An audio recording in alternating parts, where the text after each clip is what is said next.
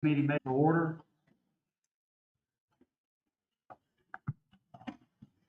First item on the agenda tonight is finance meeting minutes for the October meeting, October 10th, 2024. That's page 1 and 2. Motion received, file. Motion received by Commissioner Schultz, second by Commissioner Riddle. Any further discussion? All in favor say aye. Any opposed? Motion carries. Number 2, sales tax report for September 2024 is located on page 3 in your packet. Motion received, file. Motion received by Commissioner Riddle. Second by Dr. Holman. Any further discussion? All in favor say aye. Any opposed? Motion carries. Item number 3 is the interest earned report for October 2024. That's located on page 4 in your agenda. In your packet. Motion approved. Motion approved by Commissioner Schultz. Second. Second by Commissioner Riddle. Any further discussion? All in favor say aye. Any opposed? Motion carries. Number 4 is Finance Director Report for October 2024, pages 5 through 9.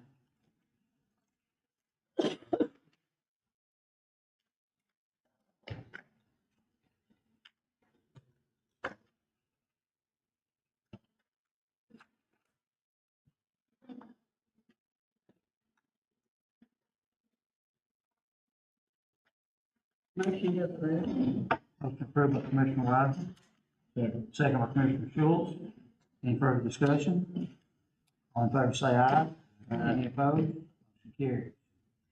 Number 5 is a resolution to amend school general BOE, pages 11 through 12 in your packet.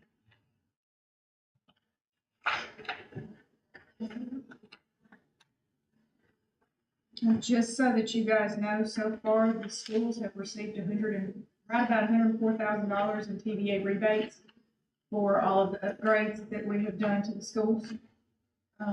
And we should have a completed report that shows us our energy savings. I want to say he said in the next couple of months. He gave a preliminary one at the school board meeting Monday night. So is this part of the training program? Yes. Mhm. So we got rebate We got rebates from TVA for energy saving. outside of the training. Correct. And then they are estimating, so they've gone through and pulled all of our bills for the last 2 years, and they're comparing them every month to wattage use. And they are on track and better than in energy savings than were originally anticipated. So it has paid off. Doing the upgrades and the new roofs. I think the only school that was a little bit under, just a little bit over what they anticipated was Clark Memorial. And I believe that has to do with the fact that Clark's roof did not get done until about 4 or 5 months after the other roofs. So putting that new roof on has made a big difference in their energy consumption. If we have a motion and a second. Motion Second. approved. Motion approved by Commissioner Riddle, second by Commissioner Wiseman. Any further discussion? All in favor say aye. Aye. Any opposed? Motion carries. That takes us to number 6, resolution for county general and other funds, VGM, pages 12 through 14. Probably need to discuss this one just a little bit. If you'll indulge me just a second. If you will look on page 13, top part, here's what's going on with that, and this is in the email I sent you guys a few days ago. Here's what's happening, and Mr. Baggett's here with the clerk's office to be able to answer any questions you may have that I can't, but the general problem is this, is we're paying Haven of Hope $15,000 a year for domestic violence advocacy, which means they will help domestic violence survivors with filling out orders of protection, if they need placement, if they've been displaced from a home, the children, help with them, if they need clothing, if they need to be placed somewhere where they can take their children with, whatever, all that, there's a lot that goes with that depending on circumstances of the case. Here's the problem. Mr. Baggett's office received a letter, I guess it's been 2.5, 3 weeks ago now, best I can remember, from Haven and Pope saying they would be at the Judicial Center Tuesdays and Thursdays from 8 to 12. So that's 8 hours a week. Here's the problem. Not all domestic violence situations happen. Tuesday, I'm on Thursday from 8 to 12. You know, well as I do, I know Scotty does. Those people can come through the court system at any time. And depending on the severity of that case, they need services right there. The second thing I inquired about, was there enough work to warrant a full-time position? And the answer I was given, and I can understand, is yes. Because by the time you aid the victims, like we're talking about with paperwork, placement, seeing through with orders of protection, by the time you follow up, stay the course through the court case with the victim, that there's enough of that going on that you can justify a full-time position. I pulled the records just from the sheriff's office since the first of the year. There's 7 incidences on a page that they have answered, and I've got 13 pages, and that's just the sheriff's office. So I think we can validate if that's needed. So what we can do, and what I would prefer, and I think the clerk's office would prefer, is we have the money in the unrestricted opioid abatement, in other words, the federal side.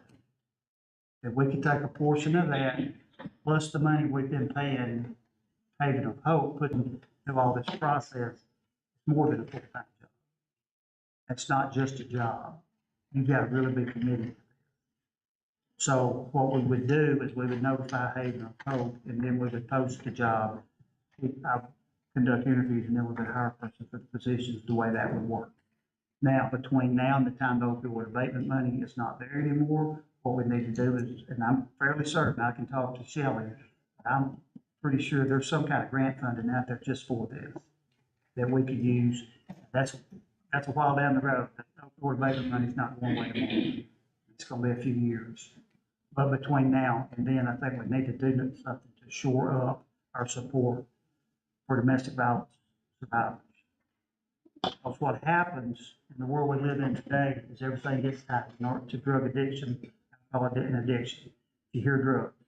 And not to be brutal or ugly or blunt about it, but sometimes domestic violence advocacy gets kind of lost in the shuffle because there's such a focus on, and I can understand, you know, the drug problem we have with the fentanyl crisis and even meth, steel, alcoholism, the whole thing. I understand, but we need to pay attention to this because this is not just a serious problem for the sheriff's office. It's a serious problem countywide. It's a serious problem statewide. These survivors, sometimes they can't even fill out the paperwork, shell shock. And then they need somebody there to help them, and that's what the purpose of it is. So that is included in number 6 of the, I wanted you to know that before you voted on it, because I wanted to be extremely transparent, or as much as I could, about what the plan was there and what we're trying to do. If you have any other questions, and I mean, Mr. Baggett's here, and Ms. Sanders here, and Leslie's here, if you have any questions about that, they can answer them. Well, I do have a question. I mean, this $40,000, the main just base salary would be 29, is that That's just for, It's just for, that's for 7 months. that's for 7 for months. 7 months? Yeah. Okay. So what would the full-time salary be?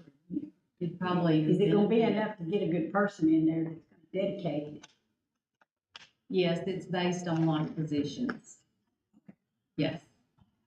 We have some other case managers in the county, and that's what I based it on. So, Now, and I might have misunderstood you. Are you gonna be the boss?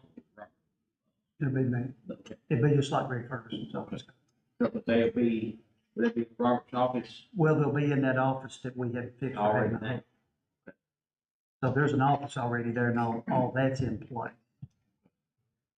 so we currently split the monthly fees between CASA and Haven. So what we don't send to Haven Hope is, 12 to 15 is what it generally estimates out to be. Currently, we're receiving on an annual basis around 190,000 of the National Opioid Abatement Fund.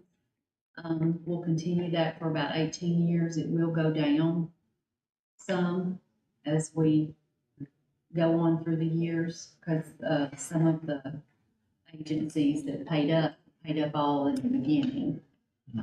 So, but it's the less restricted funds. How much I know we were trying to figure out, or doing an analysis of what to use those funds for. Yes, on the, Were we diverting away from something else, or is it just as part of the review of something we can use? This is part of what we could use it for, what you had to have split in that money. Part of it is state, which is restricted. We went through a grant process locally. We have a opioid abatement board. Agencies, local agencies that wanted part of that money had to apply for the grant process. We looked over the grant opioid board and decided, what to appropriate each agency for these grants. We were able to give each one that applied some got more, some got a little less based on size of the program. Basically, like for instance, both programs for prevention. Then you had something, and that's in here, you see that, Chase Away Fentanyl, Count Four, they all got some of that. But the way I do it in my mind, the federal side of it is less restrictive. And you can use it for, well, programs just like this. I don't think that it would be looked on very favorable if you used it for something like capital projects. Did you say the 2 reentry positions were funded under? The two things they apply for in the grant, for the opioid abatement money. Yeah. For the state part of the money. that was already funded by the county. Right. Yeah, I'm sorry. These are not for positions, they were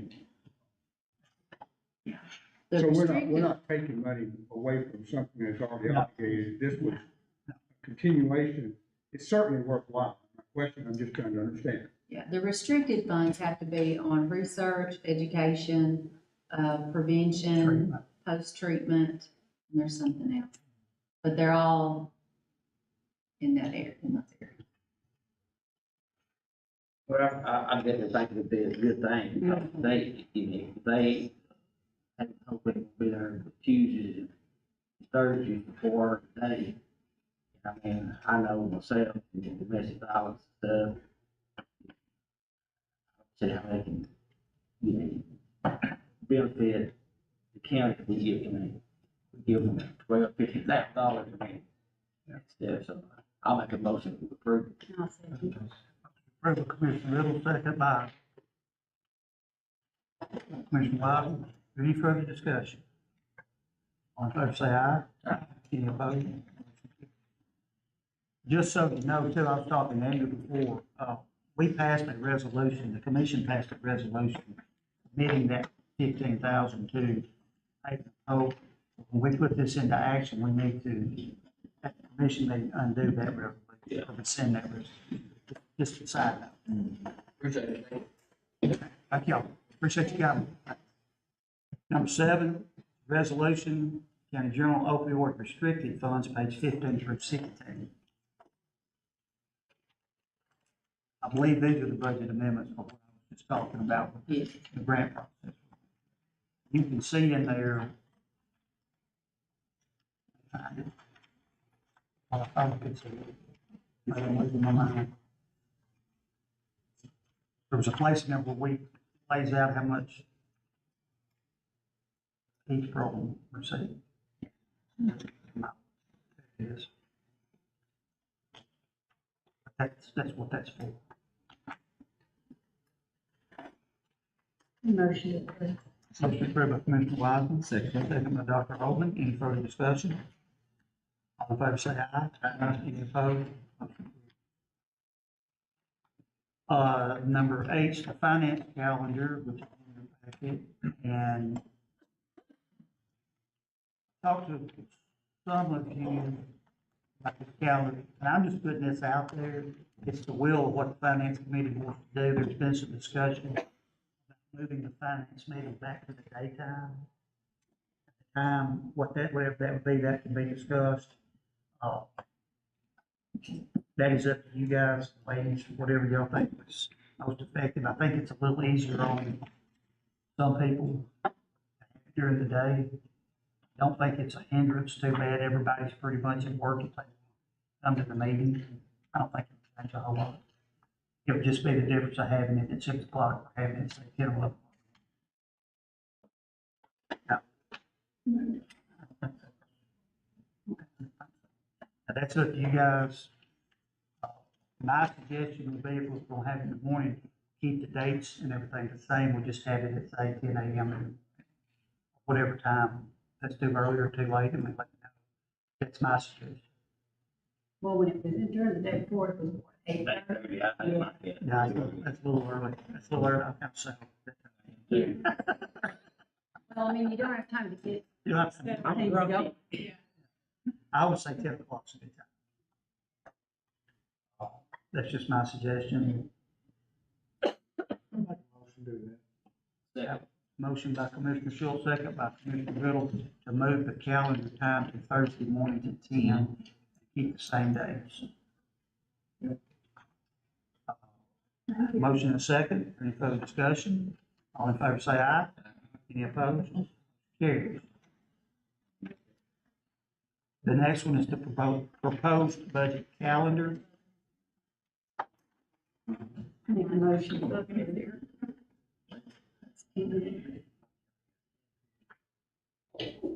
You second motion approved. So I have a motion approved by Commissioner Wiseman, second by Dr. Holman. Any further discussion? All in favor say aye. Any opposed? Motion carries. Finance Director, other business.